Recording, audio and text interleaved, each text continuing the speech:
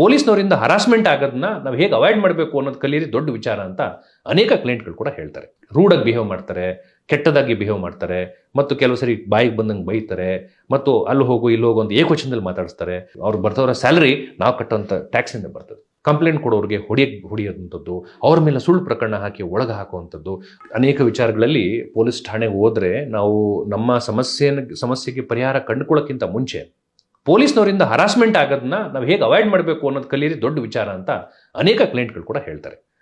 ನೀವು ಹೇಳಿದ ಸತ್ಯ. ಕೆಲವು ಪೊಲೀಸ್ ಸ್ಟೇಷನ್ಗಳಲ್ಲಿ ಮತ್ತು ಕೆಲವು ಸಿಬ್ಬಂದಿ, ಈಗ ಒಂದು ಪೊಲೀಸ್ ಸ್ಟೇಷನಲ್ಲಿ ಒಂದು 20-25 ಮಂದಿ ಸಿಬ್ಬಂದಿ ಇದ್ದರೆ ಒಂದು 5-6 ಮಂದಿ ಮಾಡುವಂಥ ಬಿಹೇವಿಯರು ಇಡೀ ಪೊಲೀಸ್ ಠಾಣೆ ಎಲ್ಲರ ಮೇಲೂ ನಮ್ಗೆ ಅನುಮಾನ ಬರುತ್ತೆ.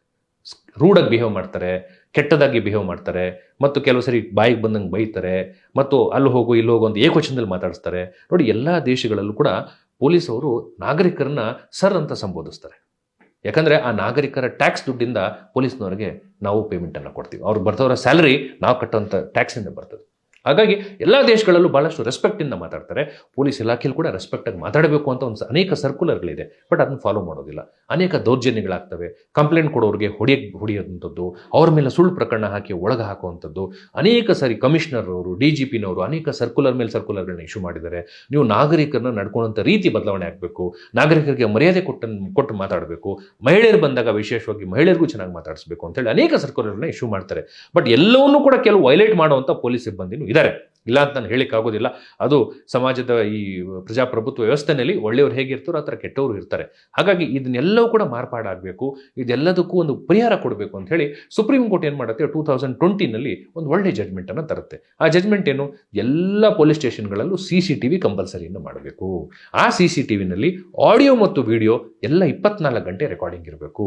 ಅದು ಎಕ್ಸೆಪ್ಟ್ ವಾಶ್ರೂಮನ್ನು ಬಿಟ್ಟು ಎಲ್ಲ ಕಡೆ CCTV ಇರಬೇಕು. ಮತ್ತು ಪೊಲೀಸ್ ಇನ್ಸ್ಪೆಕ್ಟರ್ ಇದ್ದರೆ ಅವ್ರ ಚೇಂಬರು, ಇಂಟ್ರಾಗೇಷನ್ ರೂಮಲ್ಲಿ, ವರಾಂಡನಲ್ಲಿ, ಪೊಲೀಸ್ ಸ್ಟೇಷನ್ ಮುಂದೆ ಯಾವುದೇ ಪೊಲೀಸ್ ಆಫೀಸರು, ಯಾವುದೇ ಇನ್ಸ್ಪೆಕ್ಟರ್, ಕಾನ್ಸ್ಟೇಬಲ್ ಒಂದು ಪಕ್ಷ ಒಬ್ಬ ಕಂಪ್ಲೇಂಟ್ ದೂರುದಾರರ ಹತ್ರ ಮಾತಾಡಿದಾಗ ಅಥವಾ ಒಂದು ಆರೋಪಿ ಹತ್ರ ಮಾತಾಡಿದಾಗ ಎಲ್ಲ ಕೂಡ ರೆಕಾರ್ಡ್ ಆಗಬೇಕು. ಆ ರೆಕಾರ್ಡು ಕನಿಷ್ಠ ಪಕ್ಷ 1.5 ವರ್ಷ ಪ್ರಿಸರ್ವ್ ಮಾಡ್ಕೋಬೇಕು.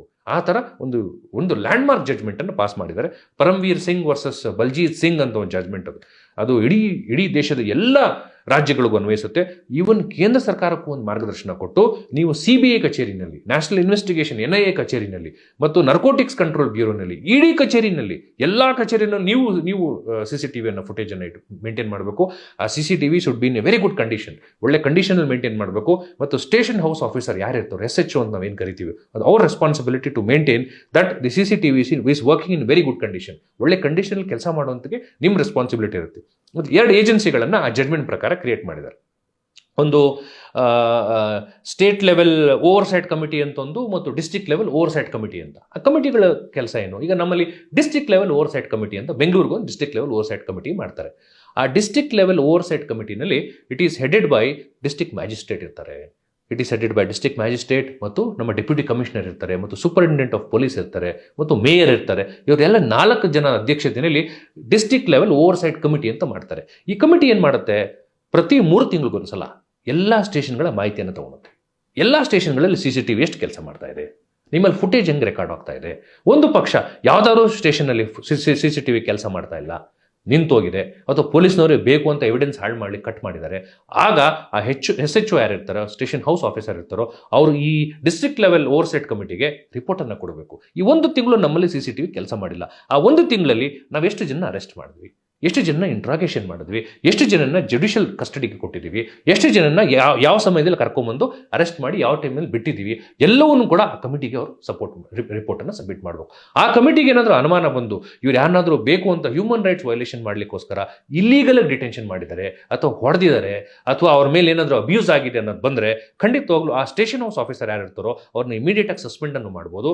ಮತ್ತು ಸುಪ್ರೀಂ ಕೋರ್ಟ್ ಜಡ್ಮೆಂಟ್ ವೈಲೇಟ್ ಆಗಿದೆ ಅಂತ ಅವ್ರ ಕೆಲಸಕ್ಕೂ ಬಹಳಷ್ಟು ಕುತ್ತು ಬರ್ತದೆ, ಮತ್ತು ಅವ್ರ ಮೇಲೆ ಕ್ರಿಮಿನಲ್ ಪ್ರಕರಣ ದಾಖಲೆ ಮಾಡುವಂಥದ್ದು ಸಂದರ್ಭ ಇದೆ. ಸೊ ಆ ಜಡ್ಮೆಂಟ್ ಬಂದ ನಂತರ ಈಗ ಎಲ್ಲ ಠಾಣೆಗಳಲ್ಲೂ ಅನೇಕ ಕಂಪ್ಲೇಂಟ್ಗಳು ಹೋಯಿತು, ಸುಪ್ರೀಂ ಕೋರ್ಟ್ಗೆ ಅನೇಕ ಕಂಪ್ಲೇಂಟ್ಗಳು ಹೋಯಿತು, ಹ್ಯೂಮನ್ ರೈಟ್ಸ್ ಕಮಿಷನ್ಗೆ.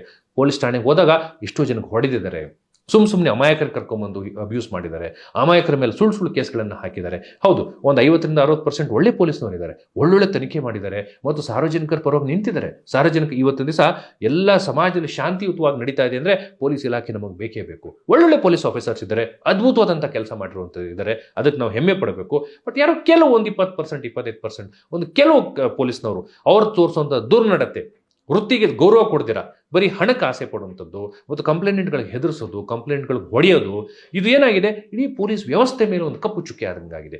ಅದನ್ನೂ ಕೂಡ ಕಡಿವಾಣ ಹಾಕಬೇಕು ಅಂತೇಳಿ ಸುಪ್ರೀಂ ಕೋರ್ಟ್ ಏನು ಮಾಡಿದೆ, CCTVನ ಯಾಕೆ ಇಂಟ್ರೊಡ್ಯೂಸ್ ಮಾಡಬಾರ್ದು ಮತ್ತು ಎಲ್ಲ ರಾಜ್ಯ ಸರ್ಕಾರಗಳಿಗೆ, ಎಲ್ಲ ಚೀಫ್ ಸೆಕ್ರೆಟರಿಗಳಿಗೆ ಡೈರೆಕ್ಷನ್ ಕೊಟ್ಟಿದೆ. ಯಾವ್ಯಾವ ಠಾಣೆಯಲ್ಲಿ CCTV ಸರಿಯಾಗಿ ಮೇಂಟೈನ್ ಮಾಡೋದಿಲ್ಲ, ಆ ಆಫೀಸರ್ನ ಸಸ್ಪೆಂಡ್ ಮಾಡಿ. ಮತ್ತು ಯಾವುದೇ ಸಮಯದಲ್ಲಿ ಇನ್ವೆಸ್ಟಿಗೇಷನ್ ಆದಂಥ ಸಮಯದಲ್ಲಿ ಯಾವುದೇ ನಾಗರಿಕರು ಬಂದು ಕಂಪ್ಲೇಂಟ್ ಮಾಡಿದ್ರೆ, ಕೋರ್ಟ್ಗೆ ಏನಾದರೂ ಕಂಪ್ಲೇಂಟ್ ಮಾಡಿದ್ರೆ, ಹ್ಯೂಮನ್ ರೈಟ್ಸ್ ಕಮಿಷನ್ ಕಂಪ್ಲೇಂಟ್ ಮಾಡಿದ್ರೆ, ಈ ಥರ ನನ್ನ ಮೇಲೆ ಹೊಡೆದಿದ್ದಾರೆ, ನನ್ನ ಮೇಲೆ ಹಲ್ಲೆ ಆಗಿದೆ, ನನ್ನ ಮೇಲೆ ಸುಮ್ಮನೆ ಪ್ರಕರಣ ದಾಖಲಾಗಿದೆ ಅಂದರೆ ಆ CCTV ಫುಟೇಜನ್ನು ಓಪನ್ ಮಾಡ್ತಾರೆ. ಈತ ಯಾವಾಗ ಬಂದಿದ್ದ, ಪೊಲೀಸ್ ಅಧಿಕಾರಿಗಳು ಇವನ್ನ ಯಾವ ಥರ ಟ್ರೀಟ್ ಮಾಡಿದ್ರು, ಇವನ್ಗೇನೋ ಹೊಡೆದಿದ್ರ, ಬೈದಿದ್ರ, ಎಲ್ಲ ಕೂಡ CCTV ಫುಟೇಜಲ್ಲಿ ರೆಕಾರ್ಡ್ ಆಗಬೇಕು. ಹಾಗಾಗಿ that is a very landmark judgement ಮತ್ತು ಒಂದು ಒಳ್ಳೆ ಪ್ರೊಡಕ್ಟಿವ್ ಆದಂಥ ಒಂದು ಕೆಲಸವನ್ನು ಸುಪ್ರೀಂ ಕೋರ್ಟ್ ಮಾಡಿದೆ. ಅದರಿಂದ ನನ್ನ ಪ್ರಕಾರ ಬಹಳಷ್ಟು ಈ ಜಡ್ಜ್ಮೆಂಟನ್ನು ಇಂಪ್ಲಿಮೆಂಟ್ ಮಾಡಿಬಿಟ್ರೆ 100% ಒಂದು 24/7 CCTV audio and video record ಆಗಿ ಎಲ್ಲ ಥರ ವಿಚಾರಗಳ ರೆಕಾರ್ಡಿಂಗ್ ನಡೀತಿದ್ರೆ ಖಂಡಿತವಾಗ್ಲೂ ಪೊಲೀಸ್ ಅಧಿಕಾರಿಗಳು ಹೆದರ್ತಾರೆ. ನಿಮ್ಮನ್ನು ಮಿಸ್ಟ್ರೀಟ್ ಮಾಡಿದ್ರು, ನಿಮ್ಮನ್ನು ಅಬ್ಯೂಸ್ ಮಾಡಿದ್ರು, ನಿಮ್ಮನ್ನು ಬೈದ್ರು, ಎಲ್ಲ ರೆಕಾರ್ಡ್ ಆಗ್ತಾ ಇದೆ. ಡೈರೆಕ್ಟ್ ಎವಿಡೆನ್ಸ್ ಸಿಗುತ್ತೆ ಅವ್ರಿಗೆ. ಸೊ ನಾವೊಂದು RTL ಕೂಡ ಒಂದು ಫುಟೇಜನ್ನು ತಗೊಂಡು ಒಂದು ಕಮಿಷನರ್ ಕೊಟ್ಟರೆ, ನೋಡಿ ಈ ಥರ ನಮ್ಮನ್ನು ಬೈದಿದ್ದಾರೆ ಅಂದರೆ ಖಂಡಿತವಾಗ್ಲೂ ಆಫೀಸರ್ಸ್ ಮೇಲೆ ಸ್ಟ್ರಿಕ್ಟ್ ಆಗಿ ಡಿಪಾರ್ಟ್ಮೆಂಟಲ್ ಆಕ್ಷನ್ ಇನಿಷಿಯೇಟ್ ಮಾಡ್ಬೋದು. ಮತ್ತು ಅದು ಸೋಷಿಯಲ್ ಮೀಡಿಯಲ್ಲಿ ಬಂದ್ಬಿಡ್ತು, ಒಂದು ಆಫೀಸರ್ ಬೆದರಿಕೆ ಆಗ್ತಿದ್ದಾನೆ ಸ್ಟೇಷನಲ್ಲಿ, ಅಥವಾ ಯಾರೋ ಒಂದು ಆಫೀಸರ್ ಒಂದು ಲಂಚವನ್ನು ಕೇಳ್ದ ಅಂತ ಹೇಳಿ ಸೋಷಿಯಲ್ ಮೀಡಿಯಲ್ಲಿ ಬಂದ್ಬಿಡ್ತು ಅಂದರೆ ಖಂಡಿತವಾಗ್ಲೂ ಡಿಸ್ಮಿಸ್ಸು ಮಾಡಿಬಿಡ್ತಾರೆ. ಹಾಗಾಗಿ ಅದನ್ನು ಖಂಡಿತವಾಗಿ strict in letter and spirit ಅಲ್ಲಿ ಏನಾದರೂ ಇಂಟ್ರೊಡ್ಯೂಸ್ ನಿಜವಾಗ್ಲೂ ಮಾಡಿದ್ರೆ ಎಷ್ಟೋ ಕ್ರೈಮ್ ರೇಟ್ ಆಟೋಮೆಟಿಕಲಿ ಕಮ್ಮಿ ಆಗ್ಬಿಡುತ್ತೆ ಇನ್ಸೈಡ್ ದಿ ಪೊಲೀಸ್ ಸ್ಟೇಷನ್.